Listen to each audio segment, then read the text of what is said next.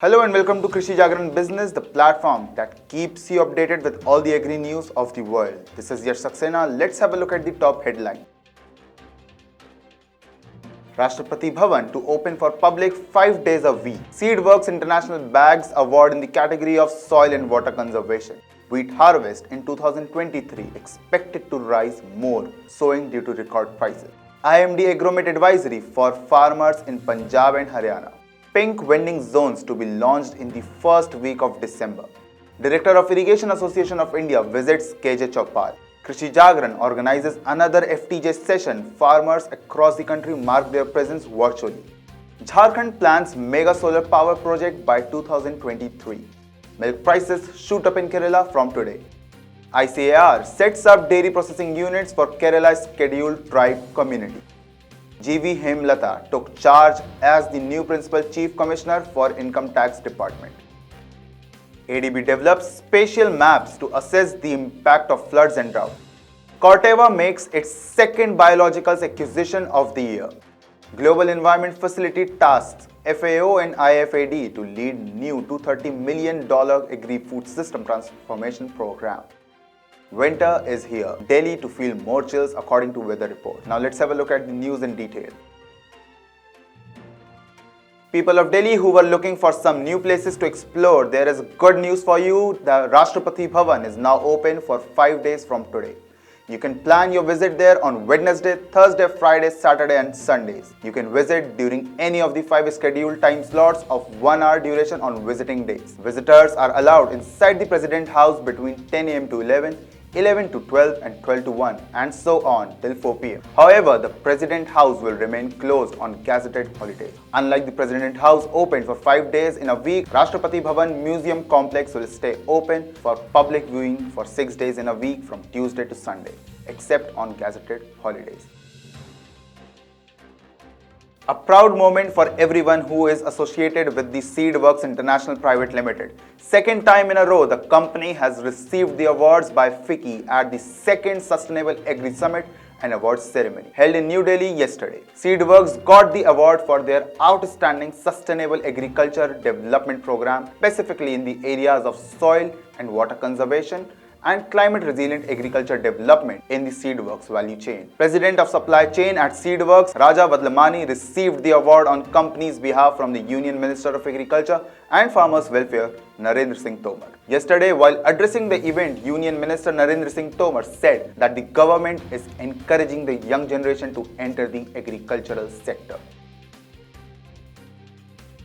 Increased wheat production might persuade India, the second largest producer of the grain in the world, to reconsider easing a May export ban on the main grain, brushing aside concerns about chronically high retail inflation. Farmers are growing wheat on fallow land in the west, where farmers have historically grown pulse and oilseeds despite the fact that wheat area has practically plateaued in the traditional grain belt of Punjab, Haryana and Uttar Pradesh. High domestic pricing and restored soil moisture are projected to help farmers surpass last year's planting in 2023. But an extreme heat wave this year may reduce production. Farmers are even growing crops on the land that has historically been used for the production of pulse and oilseed. Even Union Agriculture Minister Narendra Singh Tomar recently said that the good Rabi harvest is expected this year. The area covered by Rabi sowing is anticipated to increase in the coming days, according to Agriculture Minister Narendra Singh Tomar, and a bumper yield can be anticipated this year.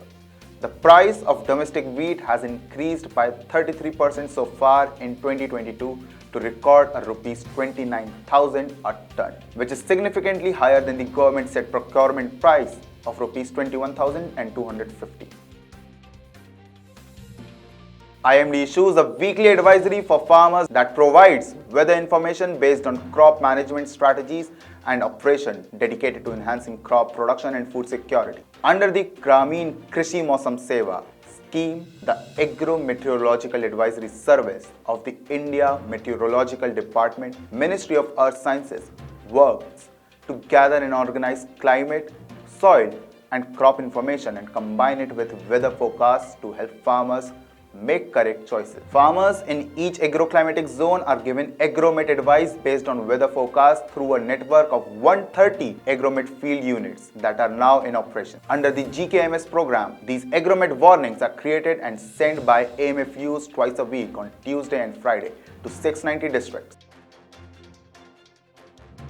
Uttarakhand's first pink vending zone, which was expected to be launched in November, will now be inaugurated in the first week of December, being the state's first urban local body to set up a vending zone completely dedicated to women vendors and one of the first few in the country. The Municipal Corporation of Haridwar and the Haridwar District Administration have been trying to rope in senior ministers and prominent dignitaries for a grand launching of the pink vending zone for the past few months. The MCH has shortlisted all 100 women following verification of the background of each selected women to ensure only eligible vendors get the opportunity to sell their products in their zone. Most of the selected women are members of various self-help groups and street vendors who lack amenities to properly set up their shops. The municipal commissioner further said that they had planned to launch the vending zone last week, but it could not happen due to the assembly sessions as almost all ministers were busy there. We are keen to launch the vending zone too and eagerly working for it. I am sure it will be launched within 1 week, said the commissioner. Kalyan Verma, Director of Irrigation Association of India, addressed the KJ Chaupal today. The KJ Chaupal is an event where stalwarts from the various domains related to agriculture meet with Krishi Jagran team and discuss their upcoming projects and ideas with the young minds at Krishi Jagran. Today, on being asked about what are the upcoming plans of the Irrigation Association of India, he told about how we can improve the irrigation system of the nation and one of the major upcoming projects, One Drop, One Crop. Krishi Jagran organized Farmers the Journalist 13th session recently. This was the 30th batch for Hindi language where more than 40 farmers across India joined the session virtually. FTJ is a training program where farmers are turned into true journalists where they report their issues directly to people unfiltered. Also, they get to know about various new innovations which they can apply to boost their crop production. They also get a platform where they can talk to other farmers and experts of the industry.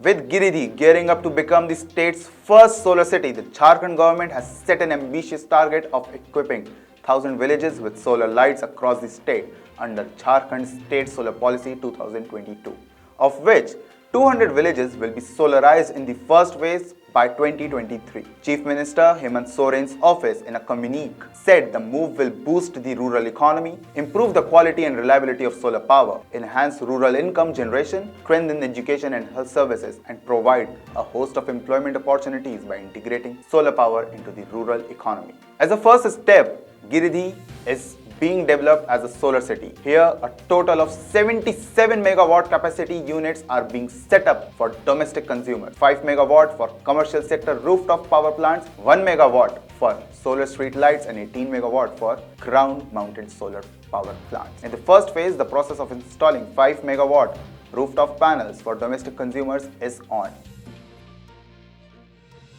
Moving on to the stories from the southern states of the nation, your budget is under danger. The Kerala Cooperative Milk Marketing Federation, or MILMA, on Thursday announced its decision to hike prices of milk by ₹6 per litre, which will come into effect from today. The price hike comes 3 years after MILMA had announced an increase of ₹4 per litre in 2019. That time, 83.75% of the additional amount went to the farmers. That proportion will continue this time, which means 5.025 rupees of the ₹6 will go to the farmers, said chairman of the federation, Case Money. The latest decision comes after a MILMA-appointed panel comprising experts from the state's veterinary and agriculture universities conducted a study on the expenses incurred by dairy farmers. In its interim report submitted last week, the committee said that the farmers suffer an estimated loss of ₹8.57 per litre of milk. In a bid to promote dairy farming among the scheduled tribes, ICAR, Central Coastal Agricultural Research Institute, Old Goa, has established a small-scale dairy processing unit in collaboration with Kerala Veterinary and Animal Science University for the skill development of scheduled tribe farmers of coastal districts of Kerala. The small-scale dairy processing unit was inaugurated at the Vaniyampara village of the Thrissur district of Kerala. Recently, in the presence of Professor M.R. Sasidharnath, Vice Chancellor of KVASU, and Dr. Parveen Kumar, Director ICAR CCARI, and other dignitaries from the KVASU and the local Gram Panchayats, the director, along with the team of scientists, visited the tribal hamlets and interacted with the farmers to get first-hand information on the socio-economic status and research interventions needs of the scheduled tribes of Kerala. Also, skill development programs were conducted in different batches for the tribal farmers of 7 tribal hamlets of Thrissur district on the subject of value added milk products at the Department of Dairy Technology, Varghese Korean Institute of Dairy and Food Technology, VKIDFT, Manuthi, Kerala. Dr. G.V. Hemalatha Devi, a 1987 batch Indian Revenue Service officer, has assumed charge as the Principal Chief Commissioner of Income Tax. A native of Andhra Pradesh, she has worked in Income Tax Department in various levels, dealing with assessment, investigation, audit and appeals. Prior to this, she was Principal Chief Commissioner of Income Tax Department, Hyderabad. She has worked in the Income Tax Department at various levels. She has also worked in different capacities as Managing Director of Andhra Pradesh Handicrafts Development Corporation, Chief Executive Officer of Khadi Village Industries Board, Commissioner for Women and Child Welfare and Additional Secretary, the Public Enterprise Department of Government of APTNL. ICAR SAT scientists in collaboration with the Asian Development Bank have developed high-resolution spatial maps that enable cropland mapping for insurance claims and agriculture policy decisions, making on targeting regenerative agricultural insurance, becoming one of the fastest growing market globally. For farmers to cope with crop loss, stabilizing farm incomes through insurance payoffs can help reduce poverty. Spatial mapping is a quicker and efficient tool for guiding agricultural policy makers to minimize climate risk, said Dr. Arvind Kumar, Deputy Director General Research, ICAR SAT. Physical ground surveys are a laborious process and often require an army of surveyors to validate the effect of floods and droughts. ICAR SAT scientists in collaboration with the ADB developed spatial maps for South Asia to assess croplands, crop type and crop intensity data. South Asia accounts for 1.9 billion people, constituting among 25% of world's population, 87% of which are smallholder farmers.